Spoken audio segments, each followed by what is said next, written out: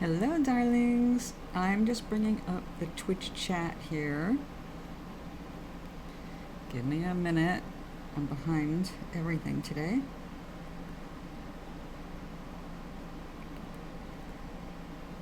Okay. We have a special little show today before I do any art because today was my mother's unveiling, and in the Jewish faith, the unveiling is a year after the funeral. You put a headstone up, and that is not the chat. I hit Spotify instead of the chat. Come on, Twitch is purple, Spotify is green. They're next to each other on my Kindle. Anyway, of course, my mother's been on my mind. I could not attend today. Turned out nobody was going to be staying more than a few minutes. Service is very short, and it was, 90 degrees out there in the sun. So I wasn't going to drive 2.5 hours each way, or arrange for driving for 2.5 hours each way to stand there for 15 minutes, say goodbye to everybody, and then 2.5 hours back home. So if we'd been able to sit and have lunch afterward and have some, at least time to talk a little bit, hug, that would have been great. I would have made more of an effort, but I just felt physically it would be a mistake to go there.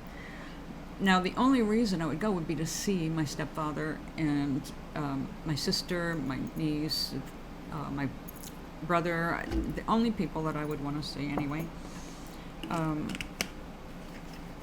if you're not going to be able to hang out, then what is the family getting together for? We're not getting together, as far as I'm concerned, really for my mother, because my mother's not dead.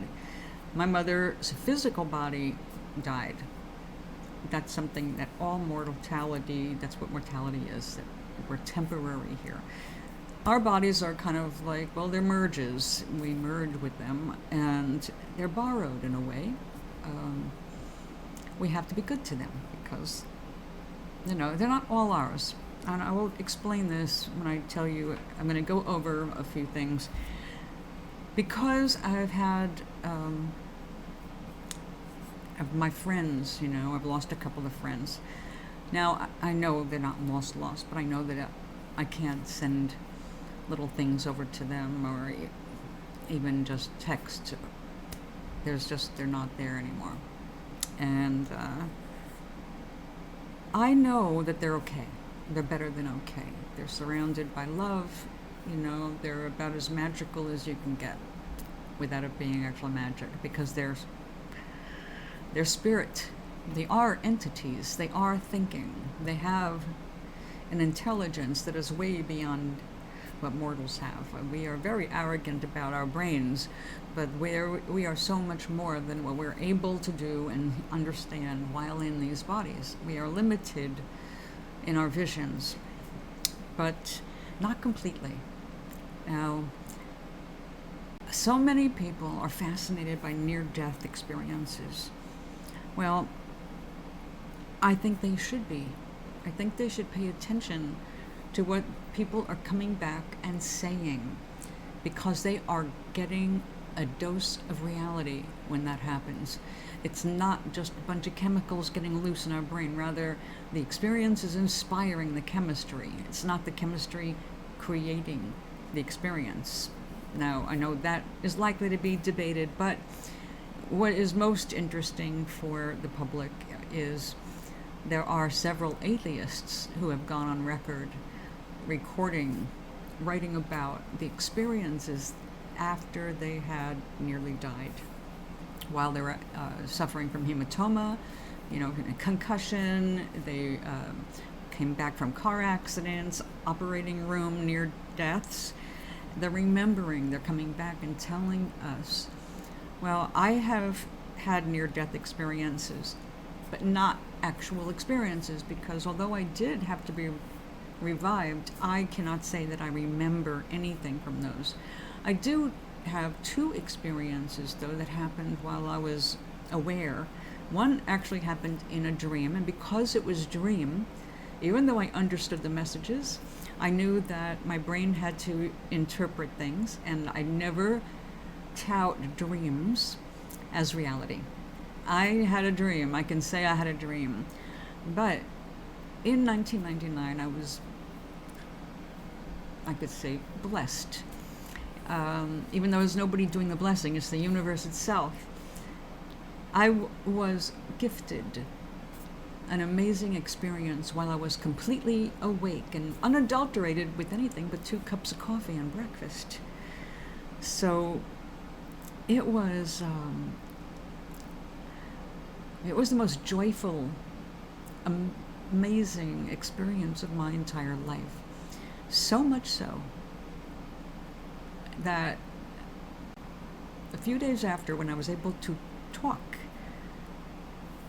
without crying for joy in recounting the event, which I can now talk about without just constantly crying, because it's been 1999, and I've said this event out loud to many people now. But I started by saying it to doctors and saying, "Am I dying? I need to be reassured in the medical world that this experience was not a warning sign that I'm about to die," even though when my father visited me and I asked him if I was being collected by him, he said, no, you're not dying right now, you're fine. And I was still, it was such an intense experience, and it affected me, not just emotionally, but physically. I was like full of juice. I was wired. I was electrified. It went through my entire body when we connected. It was an elevation. After that visit, things intensified in terms of what I can see when I close my eyes, like when people or animals die. I can see a bit of their passage until the veil drops. Now, our deaths, by the way, are very personal experiences. I mean, that seems obvious. It's happening to me. I'm dying. Hey, fuck you. I don't care what you think about my dying. I'm dying. And then you're dead. But what's going on in that, just before everything is, you're back home completely, there is a period of adjustment for many people who are still in shock. They don't recognize yet that they've died, or they were afraid when they were just about to die. They were afraid when they were dying. And unfortunately, when you're afraid when you're dying, the body does not, the body is fighting to stay alive. But your spirit, fortunately, there's no cruelty on the other side. I call it the other side, but it's really everything. It's intermixed with us. There's so much to tell.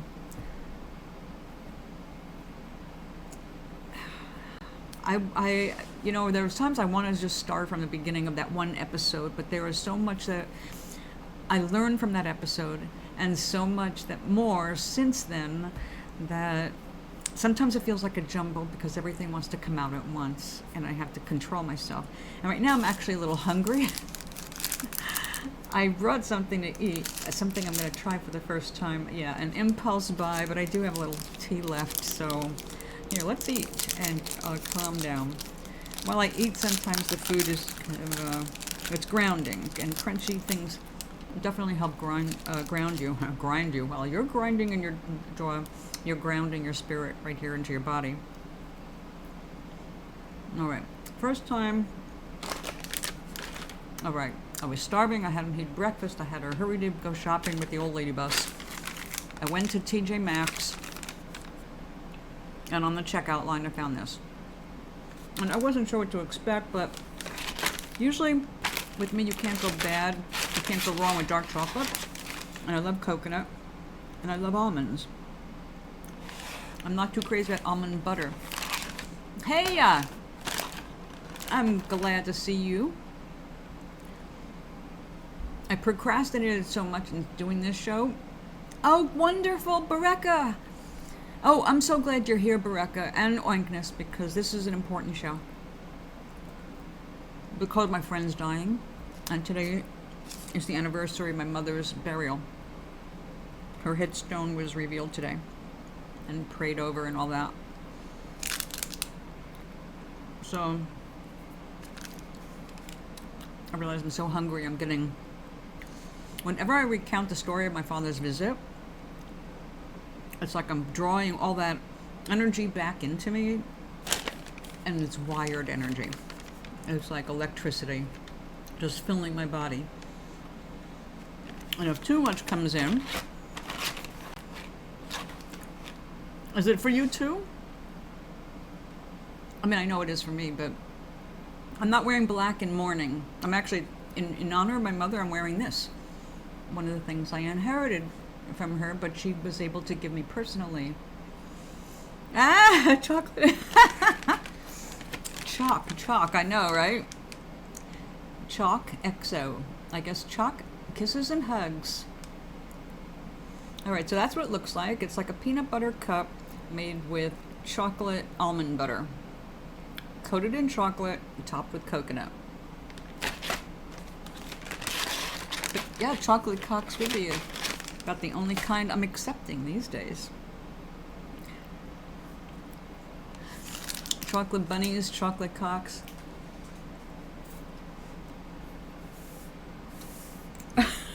So am I. I had a little trouble with that in the store. Reading that while I'm online, I'm going, what does that say? Because I kept seeing the XO, and I'm saying, how do you pronounce that? XO? Chocolates. Oh, what the hell? I was like, XO. Hugs and kisses. Kisses and hugs. Actually, they're dyslexic. It should have been hugs and kisses. It should be an O, but because the chalk, probably they didn't, because people would think it was an O instead of a hug. All right, I'll give an analysis. Definitely dark chocolate, very low sugar. Matter of fact, that's one of their boasts because it's keto. 70% cocoa, so it's almost healthy for you. To be honest, if it's healthy chocolate, it's got to be as little sugar as possible and at least 72%. Then it's good for you. 70%, they're really skating by that. But it's actually, I think if they went any higher, it would be too bitter to enjoy. I like bitter chocolate, but not, I had some 82 or 85% the other night, and I almost spit it out. It was just too dry. I like a little sugar. Okay, let's see. This is a serving size is 1 cup like I just did. No cholesterol. I can appreciate that. Low sodium, 15 milligrams. 1 gram of fiber, 4 grams of carbs. Total sugars, 3 grams. And they're added sugar. And protein, 2 grams. Look at that. A little protein in my yummy. All right. And you know how long I make candy last. It's good they come in these little individual wrappers because it could be sitting here for 6 months for all I know. I'm just bad that way. All right. Little tea.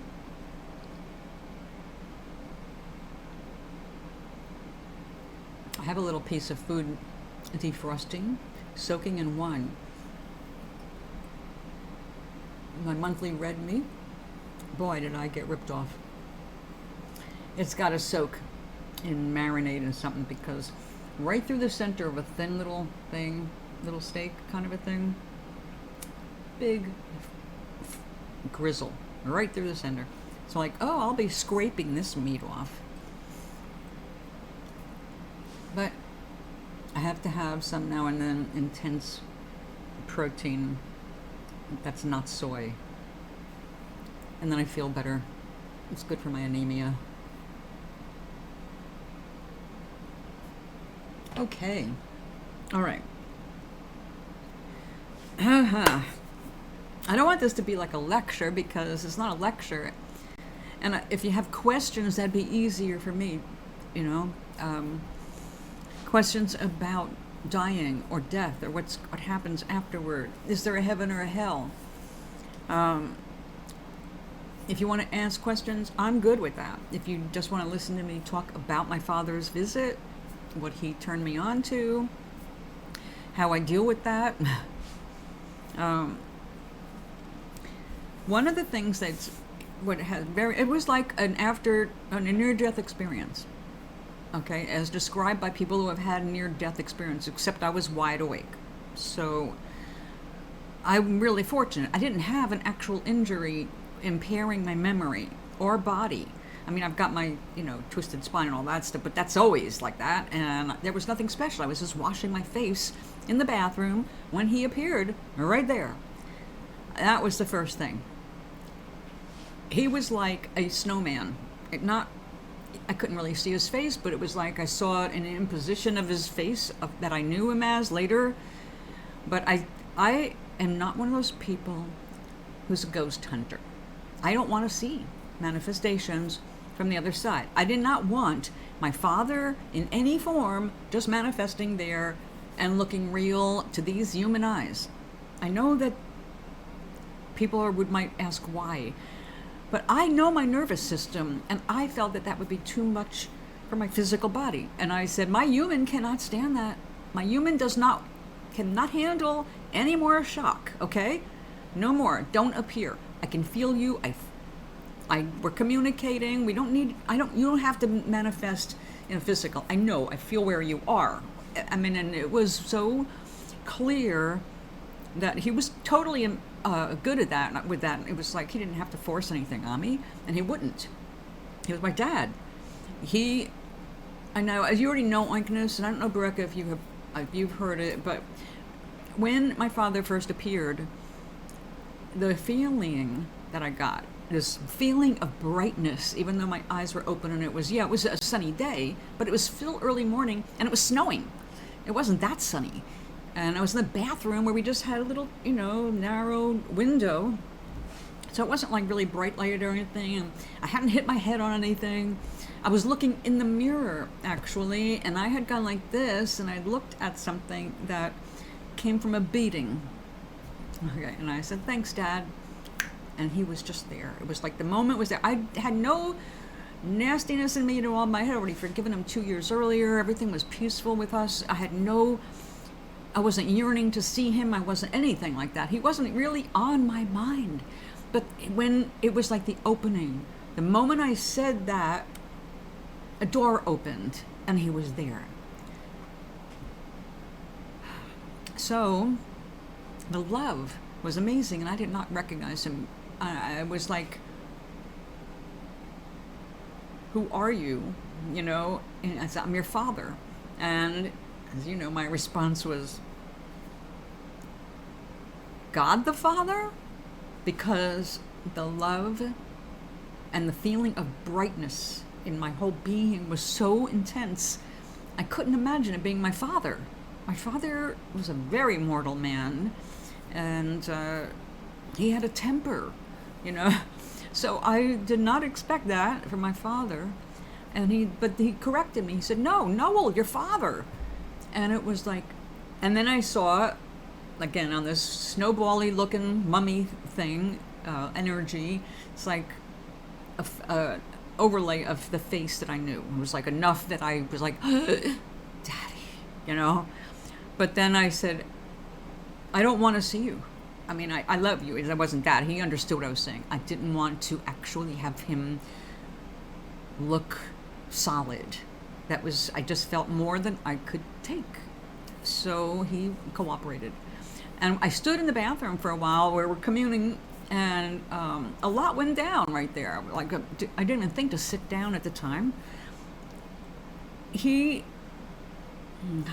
Okay, well, just imagine yourself in a small bathroom, all right? And you're in front of the little bathroom sink, and someone appears next to it between the toilet and the sink. Okay, there really isn't much space there, but there is when they're not physical. There's this energy standing right there, and I could feel it. Like, I guess the way you can think of it, think of your own energy field, your aura, and think of them as being all nothing but aura. All right, information in there, but energy in there, but it's all solid aura, unsolid aura, and it doesn't bang off you. It merges, it touches, and it does this kind of a thing. there's an overlap. At the same time, I recognized that there was a resistance because I was human. And you could only get so far with me because I'm still embodied. But it was enough. I could feel it. And what happened was so fast and so unexpected that I could never have even thought about it consciously. I mean, it never would have occurred to me to think about it. But my father recognized a couple of things in me. It's hard not to cry. He recognized how much I loved him while he was alive, how I truly loved him as my father, even when he was a dick, you know. And then he felt,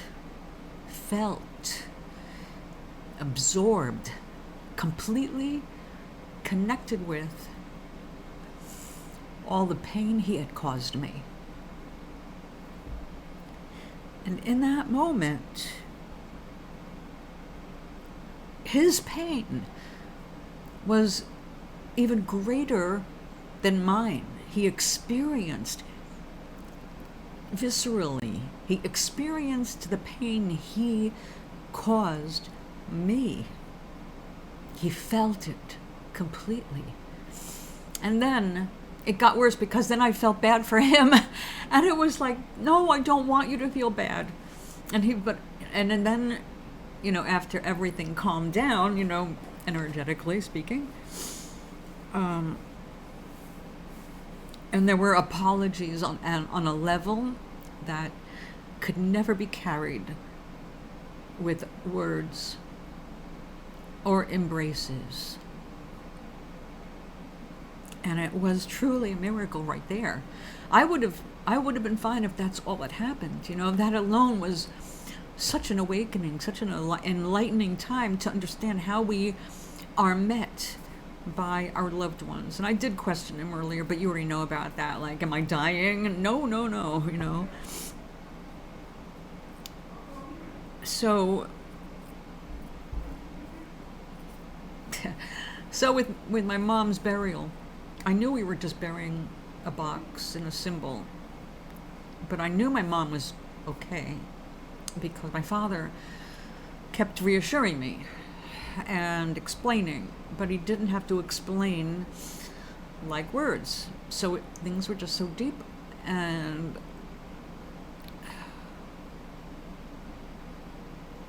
so I had to sit down. I was so overwhelmed with joy, experiencing the depth of love that my father, my real father, actually carried for me. And not just in this life, but after letting go of the body and all the problems and the mental headsets that we develop from being human. You know, we after all are playing out roles here. We are human. We're supposed to be human. We're supposed to do the human things. But in our wholeness, the greater part of us, there is forgiveness. There is such an intense depth of love. That love itself is a word that is just so pale when you feel it. People who have near-death experiences always recall the love, the feeling of safety, the feeling of being cared about and cared for. So when I say that what we call God never says no to a prayer or request or a spell, it's never no, unless you're trying to harm somebody, because we're not allowed to screw up people that way. We can feel better if we release things like that, but it doesn't actually cause anything to happen in another person's life. You have to actually take a physical action to harm another person. Thinking about them, thinking bad thoughts cannot hurt them. Okay, that's not how the universe works. We are so conditioned to seeing everything in black and white, positive, negative. It's so much different. Our greater reality is so much different than that. Of course, I know, you know. Now, my, you know me personally, how I feel about religion. I was raised in Orthodoxy. I appreciate it. I appreciate the good that it can bring into people's lives. Faith can be so helpful in getting through our hard times as humans. But religion itself is complete bullshit as far as I'm concerned. They're selling lies that you have something to worry about for your soul or other people's souls. But all of that is complete hogwash. Your soul cannot be harmed. It's literally as immortal as, well, it's not immortal, but the sun. The sun is our God. If you want to name somebody God, name the sun.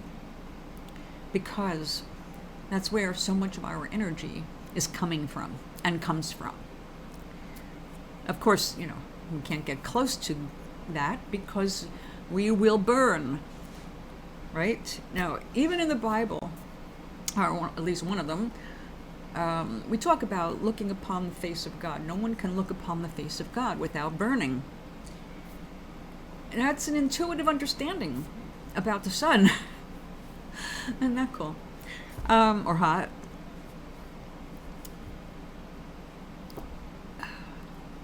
Everybody that you have ever loved and who has passed on is not dead. You can miss them all you want because that's a very human thing to do, but try to remember when you are mourning them. Do not mourn them for the lives that they had on earth, because even if it was what you see and think was the most fucked up life ever on the planet, they are loved just as much as you are. And when they are home, they will be shown and they will know what could have been done better.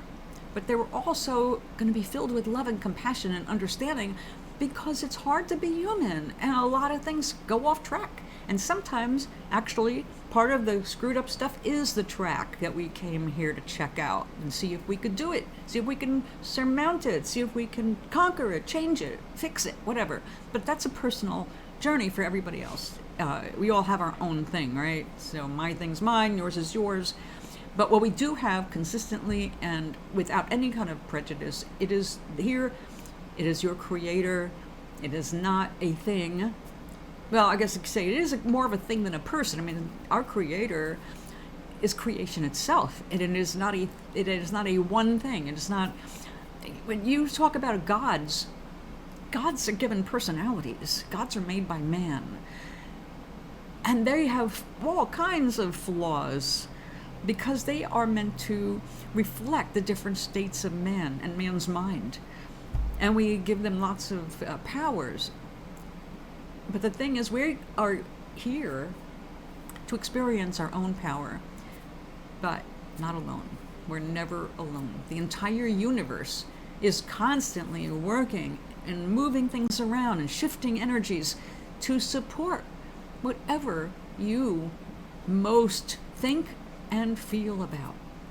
So whatever your vibration is, the universe sees that. But it's not stupid.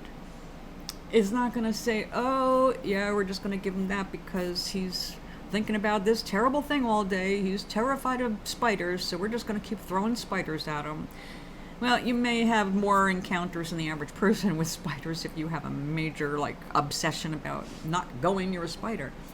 But once you get over that, or get past that, or stop thinking about it, suddenly they seem a little bit less around, I mean, that's just the way the universe will play with you. The universe has an amazing sense of humor. You think comedians are funny? You should check out the universe. Bigger than everybody, and always the center stage. So, yes, the universe does have a sense of humor, and it's always sending little tweaks and smiles and winks at us when we are just going through our normal day-to-day lives. We see it all the time. We see it with the law of attraction, which is something else I have to correct for people, because there's a lot of people who, in their misunderstanding of the whole process involved with manifestations, they think that just doing this or that, like vision boards, everything's going to just come plopping into your lap. That's not true at all. Your desires are supposed to lead you to inspire to action. Action, action. You have to do something. You can't just sit there and wait for life to happen. Mm-hmm. Even if you do that, things will happen. but it's just not going to be what you were hoping, or as quickly as you were hoping. Things are going to be a little skewed because you're not clear. So it's still true. If you want something in this universe, no matter what it is, if you really want that, and you can connect with what it might feel like to get that, and you can be joyful about getting it before you even see any evidence of it coming to you, that's a good start. That's like giving a written order to the universe saying, ta-da, this is what I want. Go ahead, take care of it. The universe will. The universe will look and see better than you can everything that's available that you may never have thought of and probably won't think of. You cannot manipulate the universe. The universe is going to manipulate things all around you, including you, because we are all willing participants here. We all knocked on the door of creation to come here. No one is here unwillingly. Even though there are lots of people who feel like, why me? And they're suicidal and all that horrible stuff that they go through. There's no accidents here. Now, this is going to bring me to another important thing because it's been in the news about abortion. Now, it's really, really important to understand that although, yes, we do want to come here and we are waiting in line, so to speak, for an opportunity to manifest. Not just here, there's more out there to manifest, but no one is supposed to be forced into a manifestation because nobody on the spirit side wants to manifest in an unwelcome environment. It happens, but it's usually an accident. When we have changed our mind and we've learned whatever it is we need to learn, or just, people have sex a lot and someone's going to get knocked up. Sometimes it is a blessing, but sometimes it's not. And you have to leave this bit to the mother. The mother must be the one. She is the vessel. And the vessel must be the decider. And only the vessel. Anybody who interferes with the will of the mother when it comes to a baby is making a mistake. It's not their business. You want to help someone get through it? Awesome. You want to help someone not get through it? Awesome. You're not going to be, the universe is not going to look at you like, bad you. But if you force anybody to do anything, either or, to keep or go, when you are forced to do these things, you are in the wrong, and you're going to feel it later. So yeah, legally, it doesn't matter. Spiritually, it's a big deal. Do not interfere with that human will. Women are just as divine as men. They just don't get to make the laws governing their bodies, and that's what's causing so much. In the name of God, they're going to make sure lots of women and babies suffer. So the universe doesn't want that. The universe has never wanted that.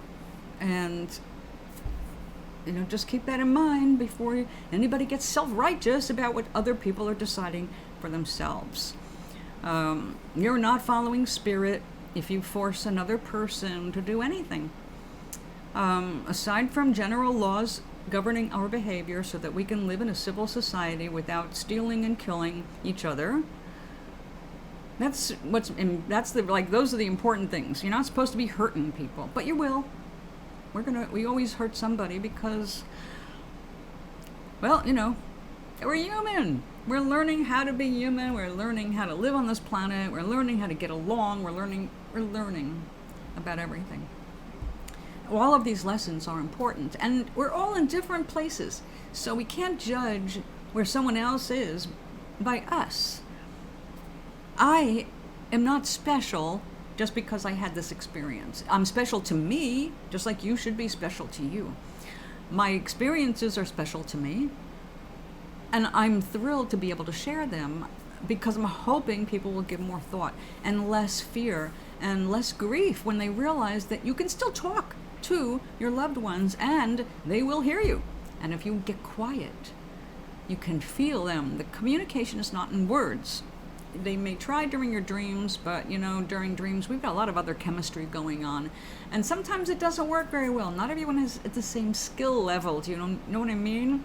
So Yes, the dreams can be beautiful and peaceful, and they tell you in their dream, your dream, that they're okay, and that's great. But sometimes it gets screwed up, and it's like, ah, it's like, okay, you were too wrapped up in your head before you went to sleep, and you did not interpret that, and they did not have a good time trying to work with your brain.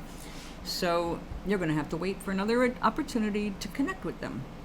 Some people find it easier to connect through meditation. We have meditations, for that. Prayer, just sitting there and praying. The point is, they're not gone. That's why I say, when you look up at the night sky, if you can see the stars, say hello to everybody, because no one's gone. Everybody that's been before you is still here. They're busy with their own stuff. But if you need them, and this is what I do when I get overwrought.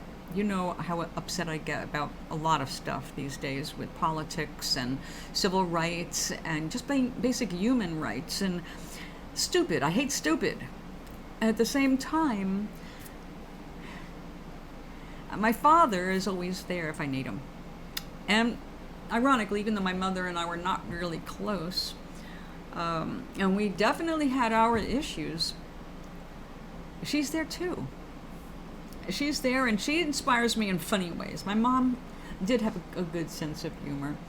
And now you know about the big fart that someone made at her funeral when I was getting ready to sing. I thought that was just fucking brilliant. I laughed so hard I still chuckle over that. But I don't need someone to translate for my mom between us, So there are times when something comes up, and there's been actually a couple times she's come to me and brought things up. It's like, okay, yes.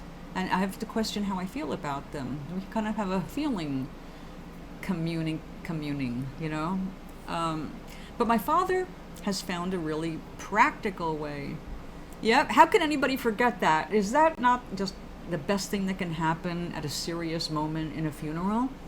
That man farted himself right off the chair onto the grass. God, that was funny. I wish we had a camera going for that. That would be one that would be viral, right? So good. My mother's funeral, and this old guy is he's the one that makes millions sitting there just because he farted himself off the chair. Well, my father and I figured out a way to communicate, and that's through actually a deck of digital cards. Let's see, I'll show it to you. We've used it here on the show occasionally since I stopped bringing the cards out. By the way, the cards are still all here. They're in a box under my bed. When I get more shelving, I will bring them back out. That might be actually when I redo this show. Okay, it's called Intuitive Mandala. And I think it's kind of funny, that one in the middle there, Intuitive Mandala, the brown and white. I think I went for that because my father's favorite colors were actually brown and white. And when I was a kid, brown and white. So I just loved chocolate brown, and so did he. So one night, when I was really tense, and I was over at the condo, I think. Yeah, I was over at the condo, and I was really stressing because it was cold, and I was freaking out about the electric bill and not having the money to pay that, and blah, blah, blah, blah. And I'm on an airbed, and the circumstances. It was not exactly a happy existence, although I really did enjoy my time with you, and in the end, drawing penises. Cockadoodles. So anyway, I'm looking for, I need you, Dad. I need you, Dad. Now, my father had come back after that big 45-minute communing. He left for the day because my husband came back with the dogs. All of them, and the house got filled with noise again. But I was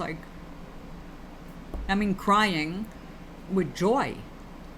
I was so intense, but I'm wired, and I couldn't tell him. My own husband. I couldn't tell him what happened because I was still overwrought to the point that I wasn't able to speak out loud about it. Now, luckily, he was just all over the place, and he didn't give a shit what I was doing. and therefore I was left alone again. And the day went on, and every time I thought I was going to cry, I just disappeared. So my ex-husband would not ask me any questions about why you're crying, and smiling at the same time. It's like, okay, I just lost my mind. I did not want to share with him. It was actually 3 months after that I finally decided to tell him. Now, it took 3 days for me to be able to sit down, and I said, I have to write this down exactly as I remember. And it just poured out, but I know little things were impossible to really relate on paper, so I have it. I have it typed up, what happened, so I would never forget. But honestly, how can you ever forget an experience like that? So I'm getting all wired, and I just was in like, Dad, I need something from you, Dad, I need something from you. And so I opened this up, and I hit readings, and I went with the one card, which says, close your eyes, da-da-da-da-da, and I just hit a card. This one says energetic release. But when I clicked it, it said Divine Father. And in that moment, I knew he was with me. Divine Father. I was asking for my father to show me he was still around. Now, I was so relieved at seeing that, and I felt so loved, and it was like the universe smiling at me. And then, not long ago, I did it again. I was looking for my mother. I said, Mom, I'm sorry. I'm sorry that I was so angry, at the end. But I'm really sorry that I couldn't be with you at the end like I promised when I was 7 years old. And I took the same deck. It just felt right for the moment. And when I opened it, it said Divine Mother. So I know, and what happened with me can and will happen with you if you just have the faith. Pay attention to the signs. If you're missing someone you love, think of them and say, okay, look, I know you're there. Adrienne said you're there. I'm going to trust her. Even if she's crazy, I'm going to trust her right now, and I'm going to say, all right, I believe you are around. So please do something that I can understand would be a sign from you. And then just let it go. Just let it go. You'll be guided intuitively to do the right thing. Open a book.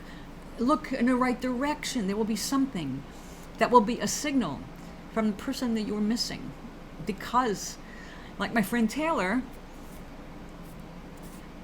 we're never completely gone. We are the angels we keep blaming miracles on. We are the angels. I know I joke about my father being an angel, therefore I'm half an angel, but the truth is we're all half angels. We're all spirit and material. Or as Sting said, we are spirits living in the material world. This is our ship, it is not our home. These are all hints that people have picked up. They have been inspired with the truth. It is the greater truth. And this is why religion is dying out in so many ways. And they're coming back and fighting. Oh, they're putting religion down. No one is putting religion down except me, maybe. Well, atheists who have not had near-death experiences. But it's not that we're saying religion, stay away from religion. It's not a way to find spirit.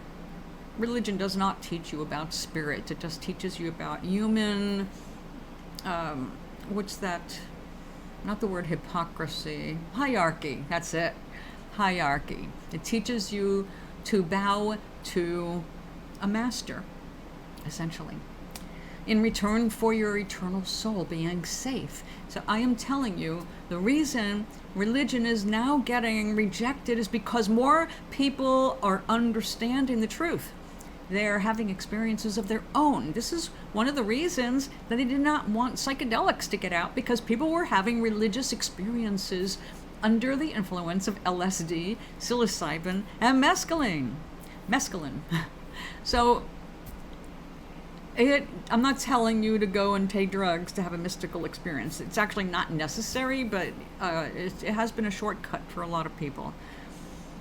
The most important thing is to understand that you don't have to throw away your religion if that's what you're into. Whatever is working to make you feel safe and loved while you are embodied, it's all that matters. If it works for you, it works for you. If it doesn't work, it doesn't work. If you are not getting what you need from your spiritual beliefs, then check out something else. Listen to some people who have been through near-death experiences. Read something like Journey of Souls. Learn more about what other people have been getting over the last 20, 30 years as we are awakening. And even the awakening, we are awakening spiritually.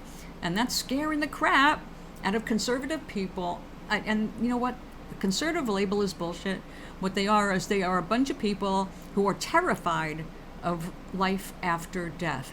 Now, why would you be afraid of dying if you have led a righteous life? Either you don't believe what you're preaching in your religion, or you are guilty as hell and you're afraid of going there. So, if you find going into a temple, I love temples, by the way. I'm not into religion, but I love the feeling of these old churches and synagogues. I haven't been in a mosque yet, but I'd like to visit one. Just because wherever people are praying and putting all of this energy out, it is not a hateful energy, obviously. When you're in a temple, you're praying to your God, whatever that looks like to you. And that God represents high ideals, peace, love, humanity together. So you get good vibes. I get good vibes when I go visit churches. I don't stay for the services because I don't need their lectures. But I do appreciate these places where you can go and feel at peace and just sit there in a pew alone, quietly. It's wonderful. It's very healing. It's very supportive of your spiritual growth. The doctrines, the rules, all that stuff, that's up to you. My grandparents were kosher. I will never be kosher again. I do have some family apparently that is kosher. It's just not my thing. So, not how you want to live, that's fine. I don't think about it as any different than someone deciding that they're going to give up eating meat or going vegan. It's totally an individual thing, and it doesn't affect your soul one iota. What you eat or what you don't eat, it's not about your soul. It's only about how you are while you're here. And this is where hell comes in. And it's kind of important to know what hell really is, because there is a form of hell. No, you're not condemned there. It's not a condemnation. It's actually part of the love. We are so loved. We are beloved. All of us. So when one of us fucks with the other and hurts them or causes harm, like white supremacists, for example, or anti-Semites, people who breed hate and cause damage and violence and all that, those people are in for a big, sad awakening. Yes, of course they're still loved, and they will be again. But after they pass, this is what happens. And this is pretty consistent. I have read many reports from other people who have actually died and come back. People under hypnosis, like, what was the name? Newton did, what was the name? Journey of Souls guy. He did 2 books, and they were both excellent books, except for his conclusion in the second book. I actually wrote to him about it. I said, you're wrong. This is you. That's your thinking right there. I can see that. You're wrong about that. So I won't tell you what it is. It's not important, but he was definitely wrong. And I never got a reply, but I made sure he got a letter. So I'm like that, you know. I'm always writing letters. God knows, Rick Moranis might have gotten one. Anyway, hell, when we think of what hell might be, we think of eternal pain, right? Fire, doom, gloom, bad shit, punishment, whatever that looks like to you. It's not like that. It is painful. It is painful. Just like I told you, when my father connected with me, he felt the love I had for him, and then he felt the hurt he caused me. When after we are home and we appear with our guides, our friends, our teachers, all that stuff, what is next is the victims, your victims, the people you have hurt. You are accountable for everything that you do. Are you condemned? No. Are you burned? Are you dissected? Are you blasted into nothingness? No. If you are damaged, you are healed. But you will feel everything that you have done to others to cause love or cause pain, or both. You will have to face the real you in a way you're not accustomed to. Here we've got the protection and the barriers of our own physical bodies. When we are without our bodies, we're open books to each other. Now we do protect. I noticed it wasn't just my body that blocked my father and I from communing in a greater way. There was a respect also. And this respect was, again, these things don't have to be spoken because they don't. Once we pass, we don't have mouths anymore, so we're not speaking. We are communing. Our aura to aura, energy to energy. It's viscous, you know. But at the same time, it can only go so deep because for each of us, there is a core. There is a core of our individuality that is us. We don't have to share that if we don't care to. We can keep it protected. But let's say somebody like, we always use Hitler as an example because he was such an outstanding motherfucker. And yeah, he certainly deserved to die the way he died.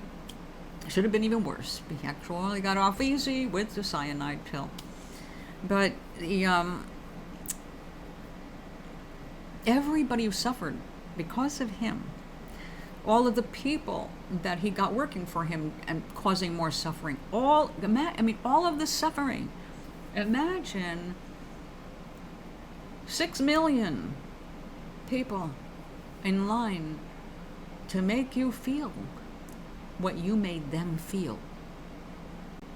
Here in our individual lives, we may have a handful of people, even if we were assholes, just a handful of people that we're going to have to reckon with. But imagine someone with power inflicting great numbers with their pain and idealism and whatever their problems are. Hitler, the spirit that we call Hitler, for all I know, is still having to catch up. There's no worse hell. There is no worse hell. There's no body to dismember and torture. There's no pain of a physical nature. But I am telling you right now, even disembodied, that pain is worse. When I felt my father's pain, I cried for his pain. Even though he was crying because of the pain he had caused me. All I could feel was forgiveness and love. And I did not want him to suffer what I'd already lived through and put behind me. But you don't have the luxury of dictating what the other person's lesson is. My father had to come to terms with everything he caused me. Just like when my mom crossed over, guess who had to talk to each other and work their shit out, all right?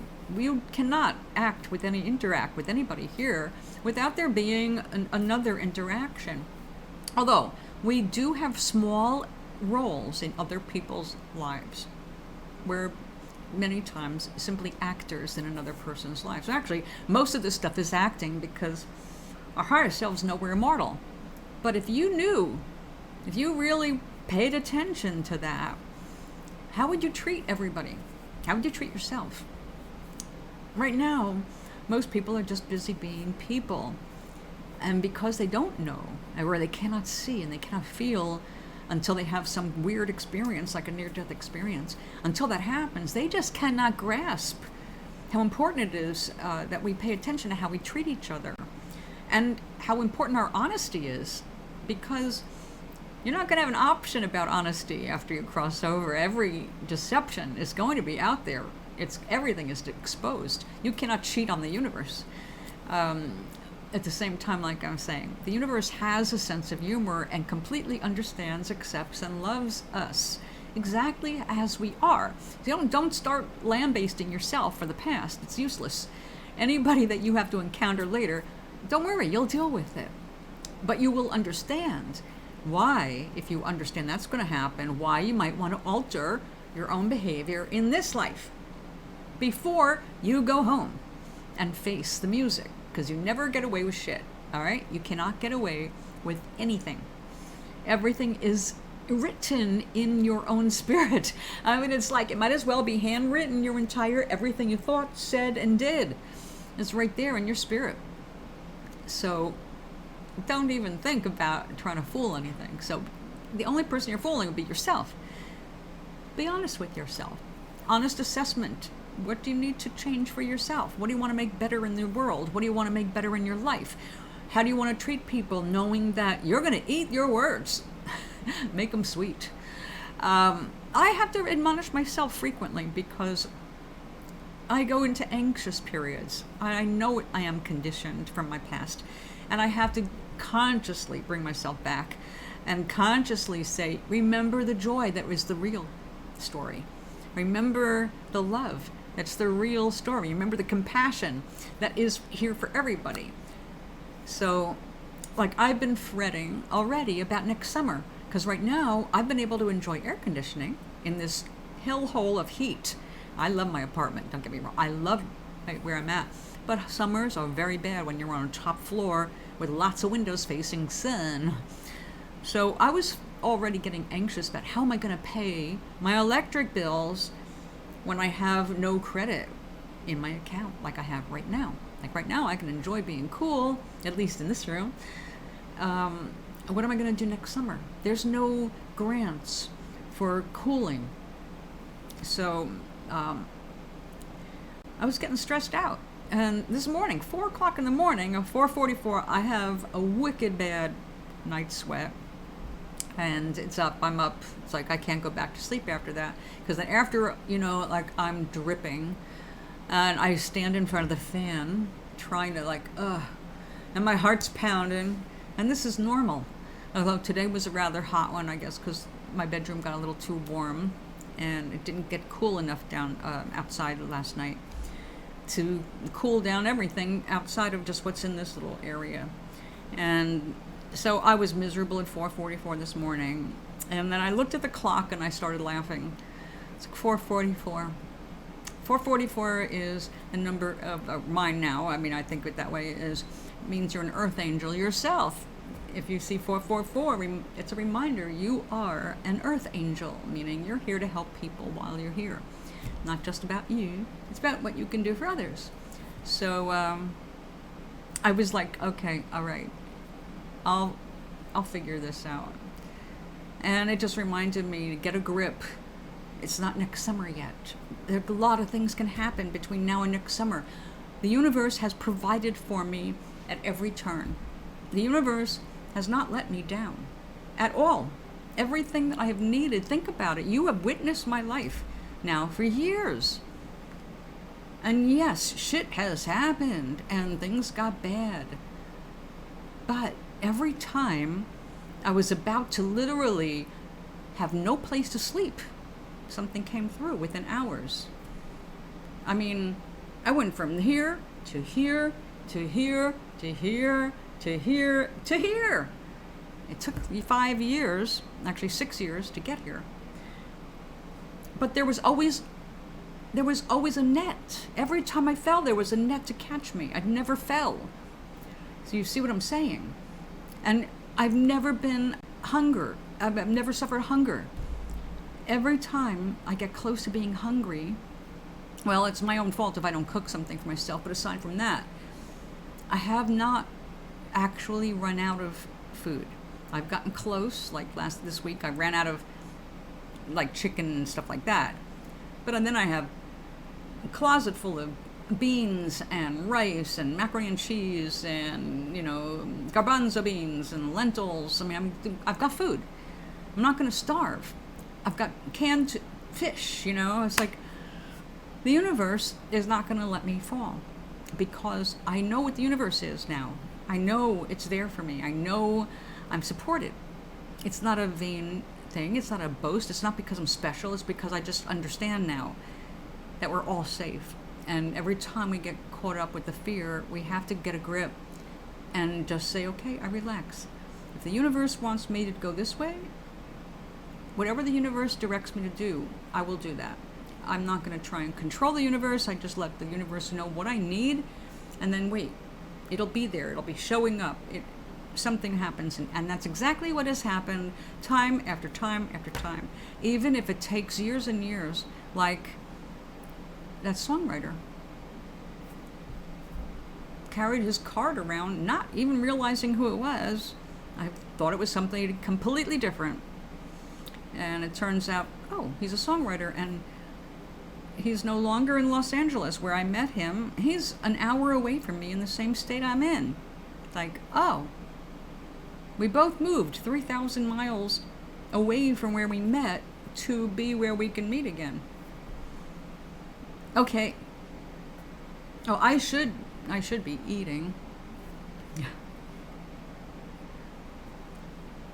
Okay. I will look for you.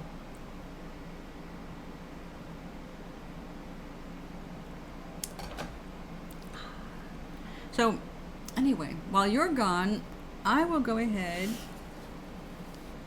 and I'm going to pick a card. Now, Sacred Geometry is speaking to me today. Sacred Geometry is a beautiful deck. It's a Sacred Geometry Activations Oracle. A very long name for some of the most beautiful mandala-like images I've ever seen. This artist she's just awesome. Now, I just happened to choose Gaia. The frequency of Gaia reminds us that we are infinitely connected to one another, just as we are to our Great Mother and to the universe that birthed us all. I'll show it to you. Let's see, it's hard to show things on glass, right? Because they're just like, hi, I can see my reflection. There we go. Now, I can see that the brightness we're losing some of the detail, but here I am. This is a wink from the universe. Here I am talking about this exact thing, about how we are all connected, and now we get a card called Gaia, who's saying the exact same thing. It's a reminder that we are intricately connected to each other. It's not a choice, it's how you were made. We're all made at the same time. We manifest differently, we have different desires, but really, this is supposed to be a fun place. It's unfortunate because it is causing a lot of problems on our planet. It's unfortunate that so many people made money a priority instead of spirit. Now, I know there's a lot of people going, oh, we want to make this a Christian country. No, that has nothing to do with spirit. In fact, that is exactly the opposite of spirit. Spirit does not have a name like that. Spirit doesn't need a name. Spirit is all that is. So you can call it God if you want. It works. The universe is used to being called God, or many different gods and goddesses. So all of them are included. You can call on anybody, any aspect, anything you want. Help is there. It takes all kinds of forms, but keep in mind that it is your loved ones who are the angels. The people you have known, people you have loved, even assholes. It's hard to buy that. It's hard to absorb that, especially with all this political stuff going on. Believe me, there are people that pop into my mind that I never want to see again. My only consolation with what they're doing right now is that they're going to have to experience all the pain, and in many cases deaths, that they have caused others. So this is when you think about the truth about what happens. You don't want war. You don't want to force people into homelessness. You do not. want to hurt another human being. You don't want to build walls. That's the opposite of spirit. Spirit builds bridges. Spirit opens the heart. Anything less than that is absolutely not Christian or Jewish or Muslim or any other religion. It's nothing but men jockeying for power and money and control of other human beings. They're controlling, to the best of their ability, other brothers and sisters and treating them as if they're not brothers and sisters, but enemies. Big mistake. Again, you kick someone down when they're down, you're going to know what that kick feels like.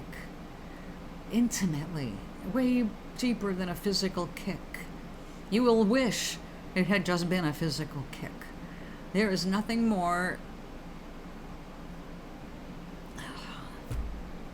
I don't even know the words. There's no words. It's spirit entrenched. It becomes part of you. So if you make people suffer, you will have to feel. You will suffer exactly what you are causing others. So keep that in mind, politicians, because all of the suffering that you are causing right now, you are going to feel it, man. You are going to feel it to the degree that people will weep for you even if they hate you. They're going to go, oh my God, their pain is extraordinary, because that's what you've caused. Extraordinary pain. In doing that, your punishment is going to be exactly what you have meted out to the world. Rethink how you are dealing with your fellow man. Rethink how you are treating women.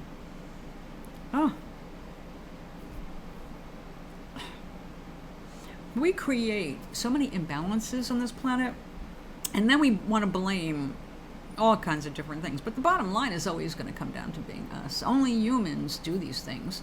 Animals don't. Corporations are run by humans, so you can't say, oh, it's a corporation. No, it's humans running the corporation. It's humans doing the will of the bidding of the will of these companies. So really, you can't just let it roll off your back anymore. You are personally responsible if you witness an evil and do nothing about it. In this case, it's a very real thing where to witness an evil and do nothing about it makes you as guilty of that evil as the one who did it. You have to do something about the bad that you see. It's not enough to observe it and go, okay, I won't do that. It's not going to work. If you're not actively trying to undo damage, if you're not actively being good to people and thinking about them and thinking about the repercussions, then I feel sorry for you, because it is going to hurt later. A lot of people think that first of all, they think that being atheist protects them. No, it doesn't. But here's the ironic thing. I have never met an atheist who is as evil as someone who's like following some party lines. Atheists they just don't believe in a deity. And therefore they take complete responsibility in this life for their, what we can say are moral or immoral actions. And I have found them to be, as a whole, highly moral, thinking, intelligent people. I respect atheists a lot, because it's really hard to stand up for what you believe in the face of people who are hysterically religious. And I mean hysterically, they just go right off the rails if you are anything but what they are. And it doesn't matter what they are. If you don't go with them, what's wrong with you? So actually, I would have to say that not everybody is condemning. Most people I grew up with, we accepted that we are we and you are you, and we worship the same God in just different ways. But we're all really on the same team because we all believe in God. And then the people who didn't believe in God were, atheists, you're bad, but they're not. They've actually been doing things like the Doctors Without Borders. They're like, we don't want to know about your politics. We don't want to do anything with your politics. We want to help human beings. We are here only to help humans or rescue animals, whatever it is they want to help. That's awesome. But even they will see exactly and experience exactly what everybody has to do. You will feel the love. You will feel the acceptance. You will know that you are forever and that you've been there forever. It just feels forever. It's an amazing feeling. Yet you go on and on. But you will have to experience whatever it is you would have done in this world.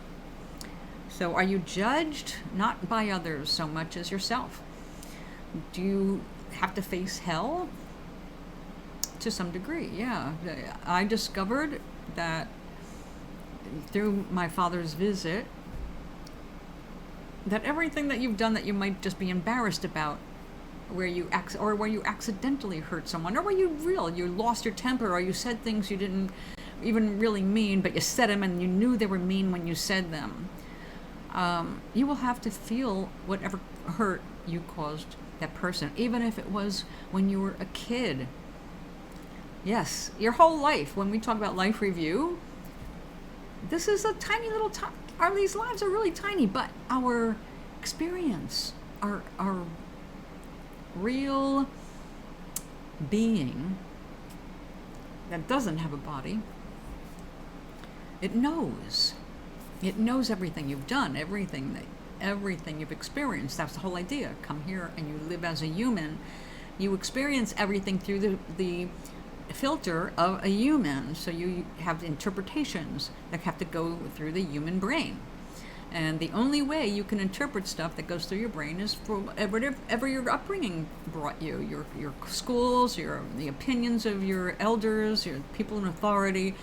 All of that stuff is programmed into you. You're not born with it. You're born not empty, but you were born waiting to learn about this world. So we generally are very excited to come here. We look forward to coming here. It's not often that someone, I guess that's not true. We do have many that volunteer for very difficult situations. The hope is, with all of us, that wherever we land, we don't always get to choose exactly. So we have to be ready to be flexible. Some things are just a hair off. I almost missed my entrance. So I was a little bit later than usual. I was just so excited. I stopped to see somebody and it's like apologize for the role I had to play in their life before. Interesting stuff, But yeah, if you think in terms of eternity, or just if, eternity is a real hard concept to grasp, just think in terms of right after you die. Right after you drop your body gets hauled off, they do whatever they're going to do with it. Bury it, cremate it, decorate it with flowers. It's kind of irrelevant. You're not going to be there to watch it because actually once you let go of your body and you feel the freedom and you feel the love, you don't really want to go back. You understand it's a shell and it was very heavy compared to your reality. So we don't go back. Animals too, when they leave their body, they do not look back. They don't recognize themselves as dead. Apparently in near-death experiences, a lot of people do see their own body. I have not had that experience where I've floated above myself or seen myself. Not that I can remember. Every time I say that, though, I get this little momentary glimpse of a hospital room, but that could be my imagination filling things in after all these years. I died in 1977. I might have gotten close to death when I was 12 and tried to kill myself intentionally. Obviously, it didn't work, and I'm grateful. A lot happened after that. I would have to say, that was my first awakening as a teenager. I'd had one when I was younger in the temple. And when I say awakening, that's another word for I connected with spirit in a way that was very intimate and not necessarily what someone was trying to teach me about. So I had one of those experiences when I was little. I had that experience at 12 after I ate too many aspirins. I had that experience after my grandfather Irving passed away, and I saw him come in on the full moon, which was another bizarre experience, but he let me know he was all right, and then I just went to sleep and stopped crying. So I've had wonderful, amazing experiences that I can't prove to anybody. The only thing I can say is that this last experience with my father, that was my last one, but the big one with my father, I have read and I've seen videos of people talking about their near-death experiences. So I would have to say what I experienced in full waking mode is pretty much identical in many ways, except for, well, I'll tell you more about that later, but very much identical to other people relating near-death experiences. So I find that really interesting, but for me it's just a matter of fact now. My father revealed so much to me because I was asking questions. But I didn't have to ask a lot. I mean, there was a place, it was like, you don't know, we're not going to know, and we don't know. You know, it's like, you don't be happy with not knowing. Be okay with not knowing. I'm like, okay, I'm okay with not knowing that. I'm all right. I don't need the answers to everything. And we do much better on this planet when we let go of having to have an answer for everything. There are things you're not going to know. And part of that is because there are things the universe itself doesn't know. The universe is still expanding. The universe is still defining itself. The universe is us. We are expanding with the universe. We're part of it. We are children of the stars. So no, not children of the stars that an alien dropped us here away. Because the aliens, whatever we want to think of as aliens, are also children of the stars. Also our sisters and brothers. If we can prove that. But that's not important. What I got was the galaxy that we're from. And when you're in college, Psych 101 does a bunch of little things, cool little meditations, visualizations, exercises to get you to see who you are. And of course we're working with psychology, right? Not spirit. But one of the exercises, when I was visiting some friends in college in Binghamton, New York, everybody was just having a great time and was like, okay, we're going to do a group meditation. And we did this more than once. We did different kinds, but we were trying to go back in past lives, and we were trying to see who our guide really was, and who we wanted to see our guides, our spirit guides, our guardian angel, whatever words we were using. And I had an unexpected response, and nobody was expecting me to have the response that I had when we did this one exercise to see what our guardian really looks like. Our inner self, or what was it? Well, everybody else was revealed to be their inner self. So the exercise was to go into a meditation, and it walks you through meeting a guide, right? So you meet your guide. Oops, sorry about that. And then once you are face to face with your guide, however they present themselves, you ask them to take off their mask to show you who they really are. Now, according to everybody else in the group that did that, everybody went like this when that happened, right? We all did this, and it was like, oh my God. And it was like, wow, that was a shock. Everybody except me saw themselves. I took off the mask. I asked my guide to take off her mask, and it was blinding light. It was the sun. It was like boiling, moving. It was the sun. And it was like, I was so shocked at the sun being my guide. I was like, so I did exactly what everybody else did. But when everybody was saying, I saw him, it was me. Big shock, right? But when I said I saw the sun, nobody knew how to interpret that. And neither did I. But then after my father's visit, many, many, many years later, it made sense. It's like, oh, the sun. I get it now. Thank you. So it's really, we are safe. Don't rush to the other side just because life sucks right now for anybody. We don't want to do that, really. There's no punishment for killing yourself, so understand that. The universe understands when things get to be too much for one reason or another. Many people choose to leave. Yes, they are accepted home, but they're also embarrassed. After you kill yourself and there's not a good reason for it, meaning you're literally dying a horrible, painful death anyway, that's, okay. That's understood. But if you leave while you still have a viable body, you're not punished. You are made fun of. Your peers, yes, there's love. You'll know the love. And it's, again, we've got a sense of humor, but you will have to sit with your guidance about that, about wasting a body that way, about giving up and disappointing yourself. But no one's punishing you, because you're going to be punishing yourself for leaving early and not trying harder, not giving yourself another chance, not seeing it out, not taking the time to learn how to work with the universe instead of just ending it all. Now, there are obviously people who get so depressed they just cannot go on. The universe does not have, again, there's no punishment for that if you really leave. And I'm not telling people to go kill themselves. Absolutely not.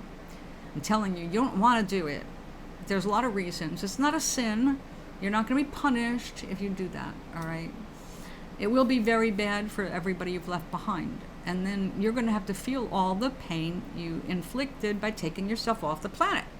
Everyone mourning you, you're going to feel their questions, their pain. You're going to know it all, and it's going to hurt way worse than being alive and fighting through what will pass eventually. Never give up on yourselves when things are hard. Ask the universe for the support. Do not get on your hands and knees. The universe doesn't need that. The universe is not a jealous God. It is not a condemning God. It is a loving universe that's saying, we know it's tough. We all have been there. We know it's tough. Call on us. We are here. You need a hug? Let us energize you. Let us hug. Sit down, meditate, get still. Look up. We are not going to leave your side. Even if you can't feel us right now, we are still here. You are never, ever, ever alone. Luckily, nobody cares if you're naked or what clothes you wear. You are seen for all of who you are by everybody in spirit. Like I said, there's a little core in there that you can protect, but when you are in spirit, you're in spirit. And spirit is everywhere. So endeavor to connect directly with spirit. You do not need an intercessor. You do not need a mediator or a medium. All you've got to do is sit quietly. Get still as you can.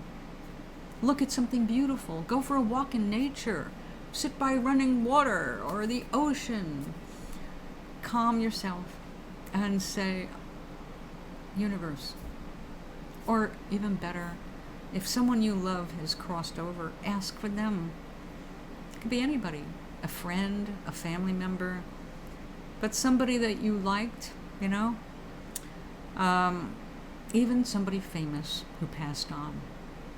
You'd be surprised at how many wonderful people you're connected with. Just because they were famous here and you never got to see them doesn't mean that they aren't part of your greater family. So if you feel a particular affinity to somebody, there's probably a reason for it. Have faith in that. You will get to see all what you need to see, and you will learn all you need to know. But right now, you're in a finite position. You're in a finite body. And that's all right. Just accept that. You're supposed to be finite right now. That's why you're here.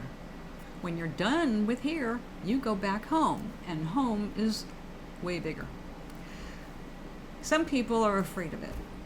I've heard people that have done a little too many drugs and then found themselves afraid of death because space is so big. They got the feeling of the vastness that we are facing. And it is awe-inspiring. It's huge, and it keeps spreading outward and outward. We are moving further apart. One day, our moon is going to bounce itself out of its own orbit and will disappear slowly from our skies. The stars are all spreading out. Things are changing, but it's all toward growth. It's all toward expansion, and we are part of that expansion. So if you like planet Earth, look at it as the playground it was meant to be, a place where we could grow and learn more about the universe, where we could study what the universe is, because the universe has questions. You're not the only one asking, who am I? Or what am I? It's part of the universal question. And we are all here to explore the many different things that compose the universe. This is why when the James Webb telescope went out, I was like, yay, it's gone out to find our birthday. It's going to find our birthday. And we are very excited about this because it takes a lot of people to create these things, and we have to be able to work cooperatively, which is why I'm very sad that so many people are destroying our planet and causing more fear and war and all of the things that can undo us completely. So I feel bad for that on one level. On the other level, I know everything here is temporary. It's a shame to hurt so much in the process of learning. It's a shame. It doesn't have to be this way, but until more people realize it doesn't have to be this way, it's going to continue in a bunch of different directions, because we've got lots of things going on here. Which brings me to the last thing I'm going to say on this subject from the higher perspective. Everything that you do is valuable. Even if it doesn't feel significant, it has a significant echo throughout eternity. So think wisely, or think about what you're going to do, and act wisely. In any endeavor, everything matters. We can excuse things and dismiss things, but bottom line is we are important here. We are not the end all of the universe, but we are manifestations of the one, the oneness. We are intelligent in a greater sense than just what you have in the brain. The brain can only hold so much. Nothing. It holds nothing when compared to the vastness of the universe and how much the universe is holding. But remember, everything about this planet has come directly from us, sharing the experiences, the knowledge with everybody. So you do count. Every movement, every breath you take, everything matters. So remember that before you do anything big, especially if it's big. But even the little things, the not crushing something just because it's in your path, the sparing of little lives also matters. Are you going to have a problem with a spider that you stepped on? I don't know. My father did not indicate that during our visit. I wasn't asking about spiders or bugs. I had the bigger questions that I wanted answered, that could be answered. And again, there will always come a point where you're not going to get an answer. It's not because the universe doesn't want to answer, it's because the universe has not resolved that question. It doesn't know. It's learning itself. It's trying to see what it is through our perspective, through every reaching out across the universe. So remember that you are valuable. Remember that you are loved. Be kind to each other. Try not to judge, because it's not what you think. You're judging, or that you're judging things you really don't know what you're judging. So kindness works. Now for me, whenever I get down or wrapped up in what's going on in the world, I lose sight of the bigger picture. I have to calm myself down, just like we all do when we have anxious moments or periods. And I have to remind myself we're really going to be okay. Because the worst thing that can happen to a human being is that they die, right? There's nothing worse than that. You leave your body, end of story. The body does not continue. It gets broken down into its elements. You, however, you continue. And in some cases, you might go right into another life because it's already worked out. Some of us, we work out strings of lives before we finally go back home for a long period. But we can't always do that. But we frequently do. So whether you're going to go right into another life like my niece did, or you're going to hang out in the universe for a while working on some celestial music, that's your choice, and I have no way of predicting what you're going to do. I have no idea. It's all you. So try to love yourself more. Understand that if you think that you've done something unforgivable, hi, I'm excellent. I'm just talking about the afterlife. And I was about to sum it up and make myself dinner. Thank you for following.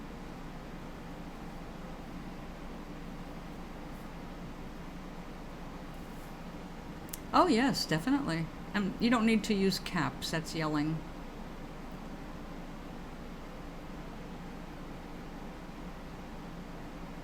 I have absolutely no doubt in reincarnation. I have been here before. I will be back.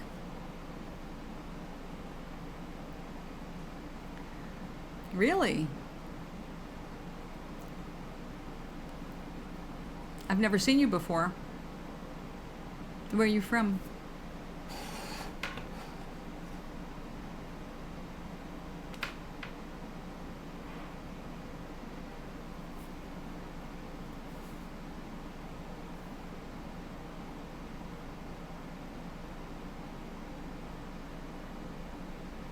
Really? Well, you're not the first, but thank you for printing out pictures of me. How old are you?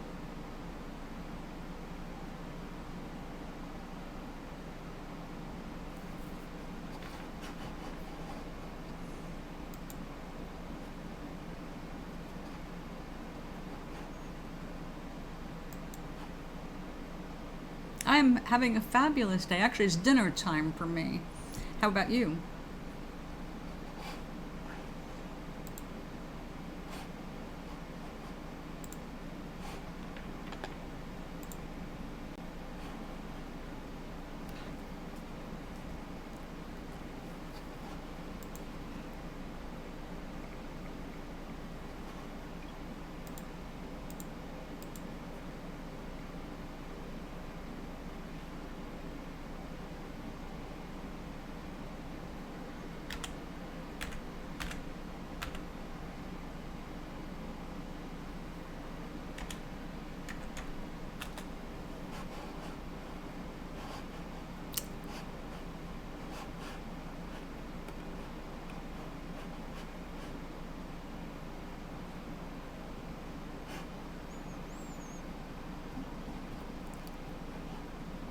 I have not chosen what I'm going to have yet.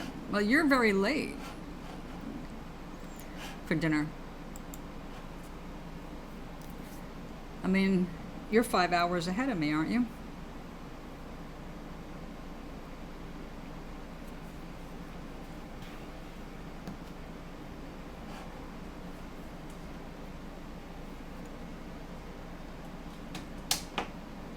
It's like almost breakfast time for you.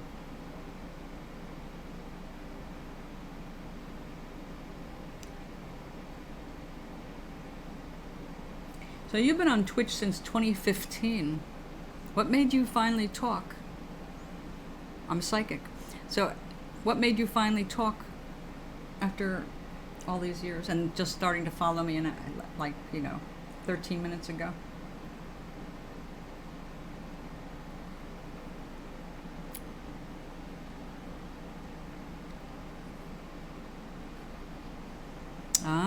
not very shy right now. You're shouting at me in capital letters.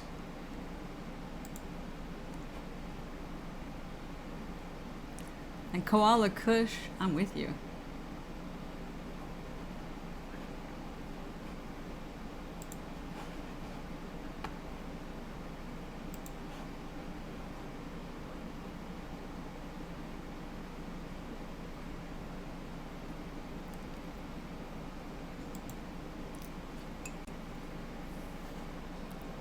Well, I appreciate you speaking up.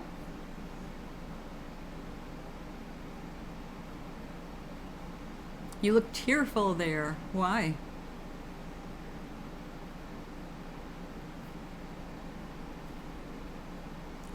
Let's see.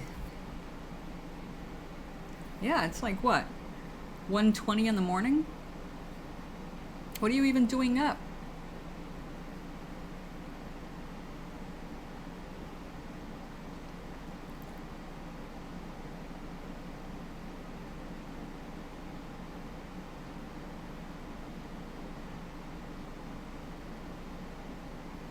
Because you're in the UK. That means you're at least 5 hours ahead of me. Maybe 4, but most likely 5. And for me, it's 7:21, so it has to be 5 hours later.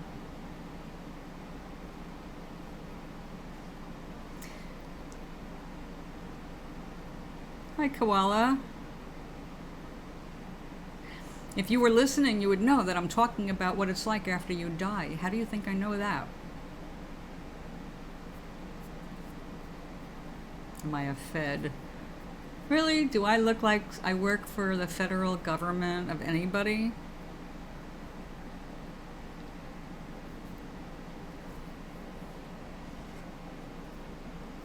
Okay, I'm gonna guess that you're a very young man.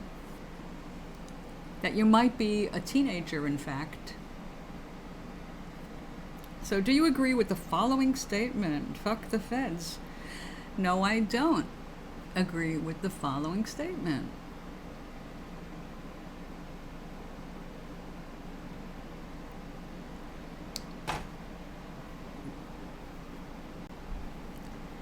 Fuck 12 what? Are you being an asshole on my show?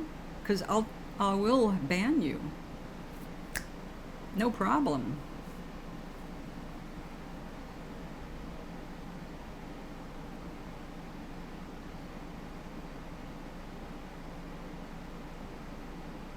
So you're in the UK. What part of the UK? Well, what is the 12 for? Is that how old you are? What do you think, Koala? All caps. 12 means police. Oh, not in America.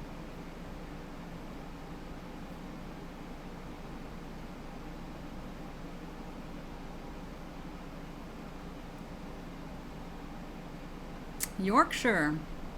Definitely England. I lived in York, Pennsylvania.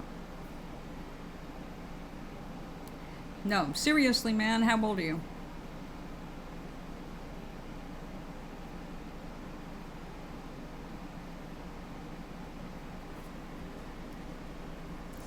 Really? So, are you a gamer? You've been here since 2015, so I'm assuming you've been here, well, you've been here since the early days of Twitch. Very early days of Twitch. So you must be a gamer. Because back then, that's all that was here. What's your game? What are you into now?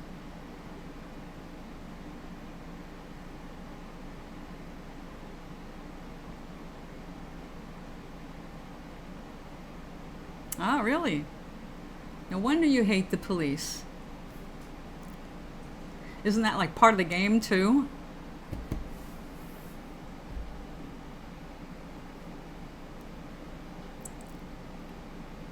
I'm a builder. Well, just stay out of trouble.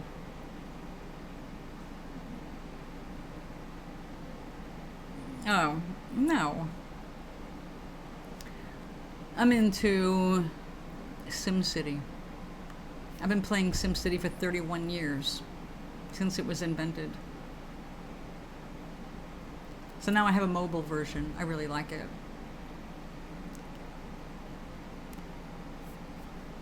And oh yeah, now I'm playing some puzzle games. But because I get paid to watch the commercials. I don't look over 30, huh? You are bad. I'm 68 years old, dear.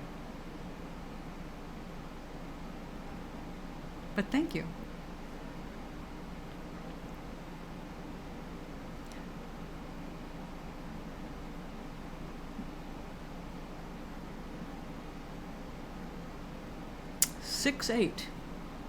I am 68 years old. Missing? Ta-da! He is. He's waiting to get banned.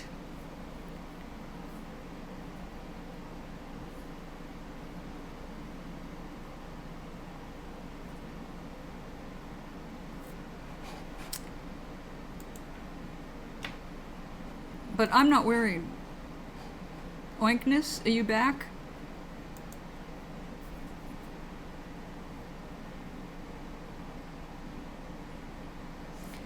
I have the best mods on Twitch. Ah, slang.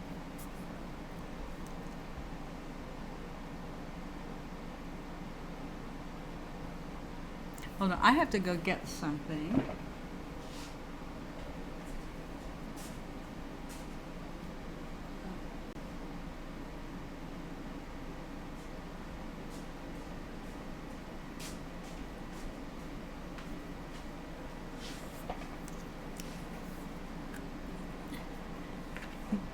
Koala doesn't have a problem. Koala is nice and peaceful, into spiritual stuff.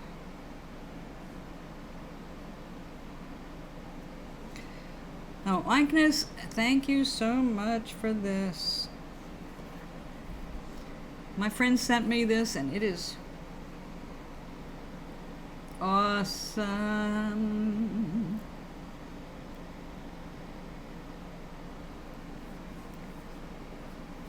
There's a CBD in this. Yeah, THC and CBD.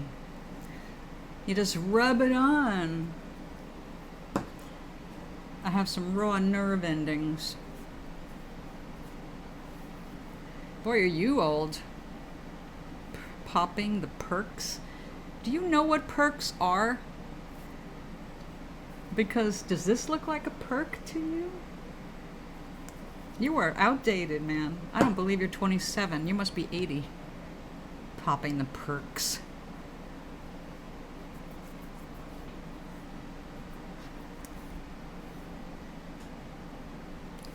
Well, it says what it is. Relief stick. Did you forget English? And it rubs on. Perks. I don't even know anybody. Yeah, I can see why she's an ex.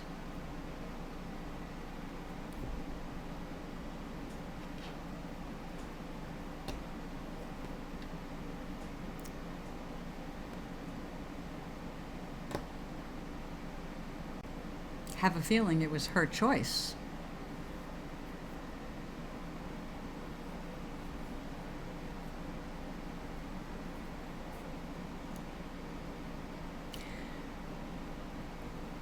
Just because I am a spiritual being, it doesn't mean I'm also a smartass.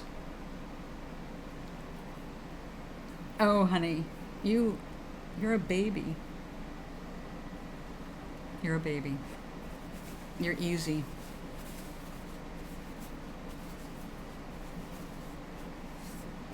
You keep forgetting I am the one able to ban you if you annoy me.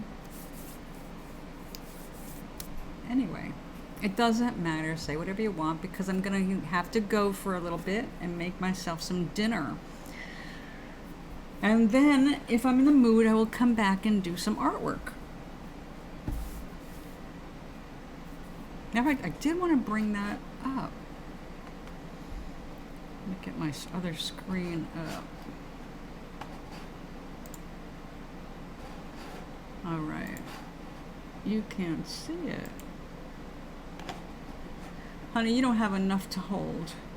I'm afraid it would get lost between my first two fingers.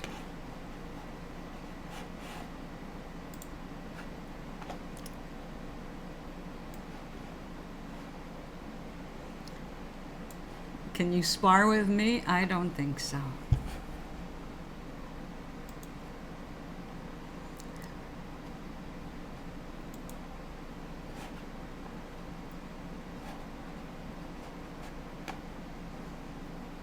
You know where I'm from? New York and LA. Actually, I've got something else I've been working on. Draw a cat. God, no imagination for someone your age. That's kind of sad. You want to try harder?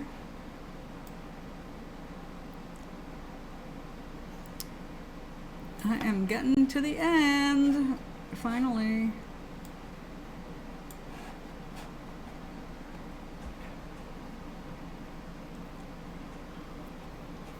So this is from my planet Nomaris, where all the roads are actually mosaic tile, or just pounded dirt.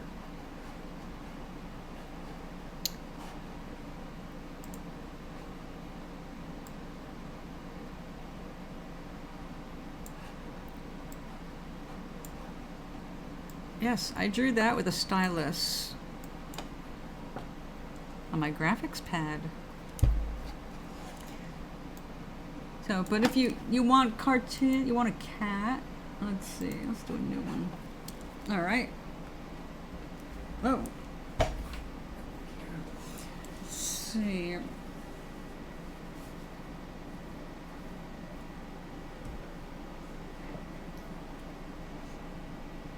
Here's man.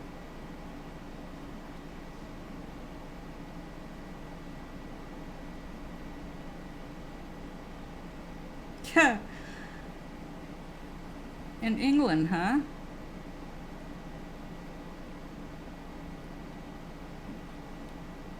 Oh, that's right. You play.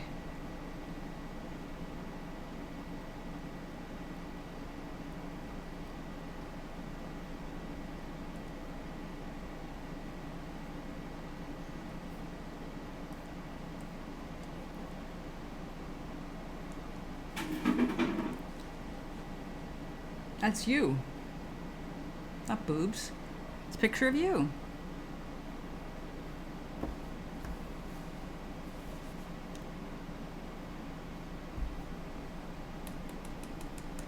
How's your skin?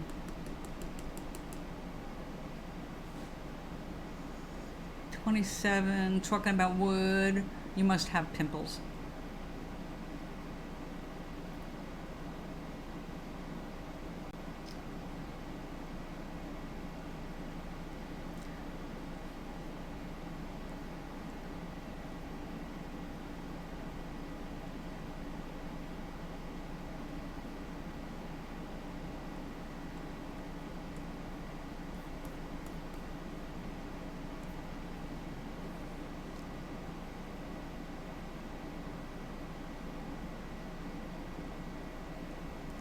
Hello, lone cub.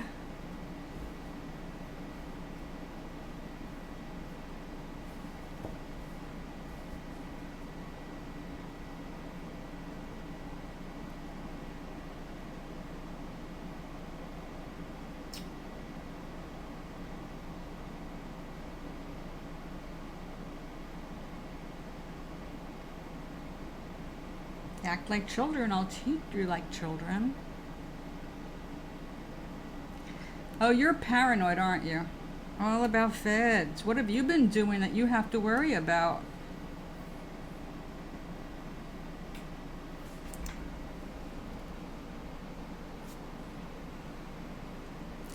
Guilty, guilty, guilty.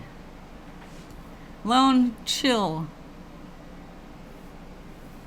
Lone cub. And nobody gets called boy in my room.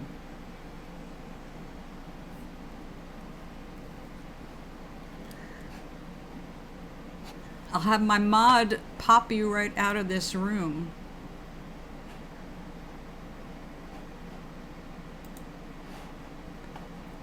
Lone cub left already.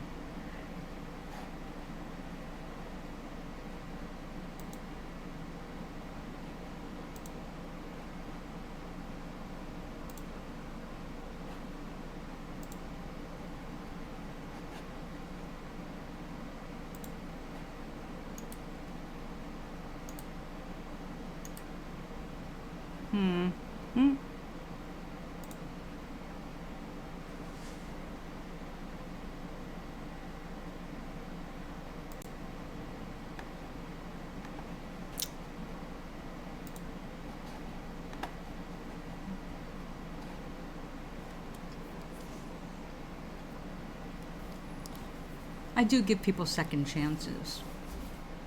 And then I ban them for life. As a troll once noted, I am the most savage granny on Twitch. I've come to take that title with some pride. Okay. I have enjoyed my time here. We are going to go ahead and eliminate that baloney.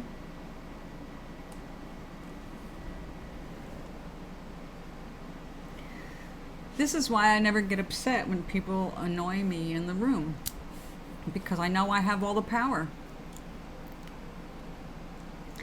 It doesn't take much to handle trolls. Come on, guys. No imagination. Think that.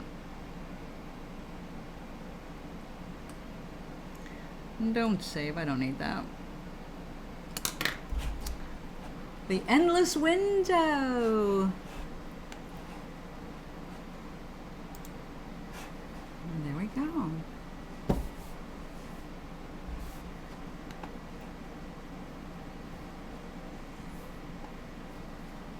Now the only ones who can see the chat are my moderators. I cleared the chat for non-mods.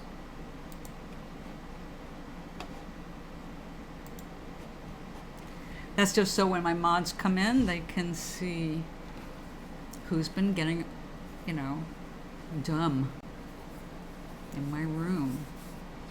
The world has enough stupid. I don't like to promote it here or allow it to go on unchecked, because we have really good vibes here and I want to keep it that way.